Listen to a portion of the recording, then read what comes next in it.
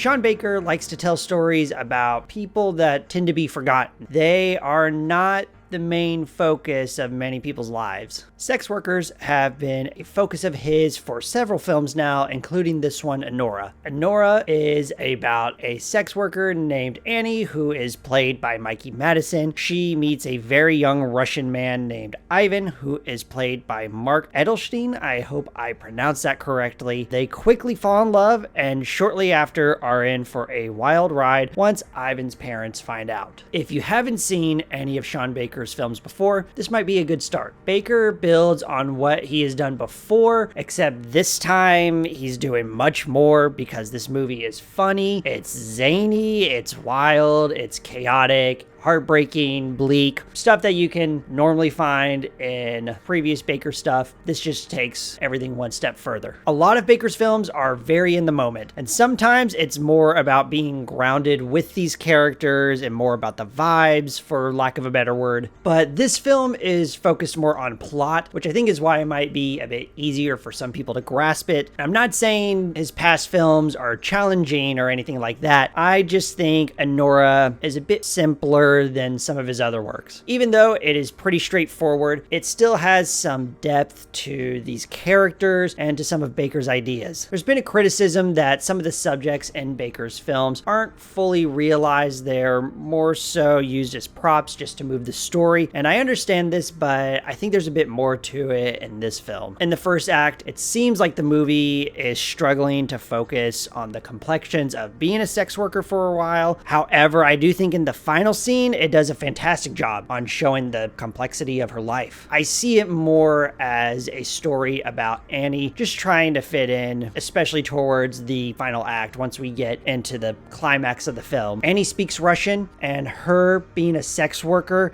is about as opposite as Ivan and his family sees, so she tries to use her use of the Russian language as a way to connect with these people, and that's about really all that they have in common, and even then, that is a bit of a struggle for Annie. Seeing her trying to find anything else that is relatable to just keep this relationship going is kind of what this film is about to me. But I do think the film is more interested on the idea of class. This movie is showing how people in two very different classes of wealth react to people differently, how they react to situations differently, how they act in their surroundings differently. Yura Borisov plays Igor, who is the only character that can closest relate to Annie, as she is being treated one way by Ivan's watchers. Igor can see that she is more than what they see. He tries to sympathize with her because he sees that he is in the same class as her, so that is probably the closest thing that they have in common with each other. There are also plenty of people who are in some way connected to this Russian oligarchy, which just makes everything easier for this wealthy family. Everything has a shortcut for them. There's no real challenges for them. And all of those ideas fit in this hectic and cold plot. Mikey Madison is doing some stellar work though. She really understands this character and has a huge range of emotions to go through. She understands when to be bold, when to be welcoming. Everything is 100% convincing to me. There's one shot I have thought a lot about, and it's Annie just sitting in a car, just staring out the window. You could tell she's tired, disappointed, confused, maybe angry. Madison does a fantastic job afflicting all of this. Baker's writing and Madison's performance help flesh Annie out, and it makes her feel relatable. You don't have to have the same occupation as her, but you can at least understand that she has fallen in love and you are watching everything turn against her. Now, for Eydelshteyn, I thought he was very unpredictable and really entertaining. His delivery and actions just constantly surprised me. There's even a point where Ivan is sort of out of the movie, and you would think that the movie takes a lull here just because he has so much energy going on, but not for me. Baker finds other ways to make the story feel engaging, whether that's with plot, whether that's with introducing new characters. And finally, I just want to say that it is reported that the budget on this film is like $6 million.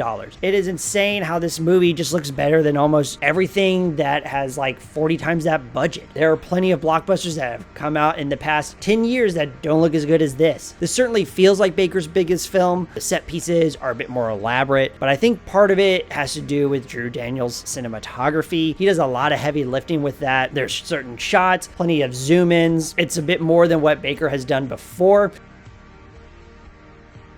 Like all of Baker's past films, Anora is bleak. It's a movie that puts you in frantic moments and it takes you on a wild ride. It's very plot driven, which some people might not like as much since his older movies are a bit more grounded, but I think this movie has tone, great atmosphere. I think it has great lighting, along with a great story too. Some people might have wanted a bit more complexity about Annie as a sex worker, but I think Baker does do a good job with that. Mikey Madison's performance is terrific. She understands the body language, the emotions. The entire ensemble is great, and they are all used properly and effectively. It's Baker's most beautiful looking film to me, thanks to the cinematography. Some might say this is his magnum opus just because it's the easiest film to digest while still having all of Baker's flares. As I was writing my thoughts on this movie, I have to say I think this might be my favorite movie by him too. I'm really curious to see what he's going to do next, more so in terms of budget and production. Is he still going to go really small, or because of all of the award buzz and stuff like that, they're going to give him a bit more money on the next film, whether that be 15 million, 20 million, or even 40 million, which is a lot of money for a Baker film. But I'm just really curious to see how he could handle a production that size. I'm not sure, but it doesn't matter. Anytime Baker makes something, I get excited,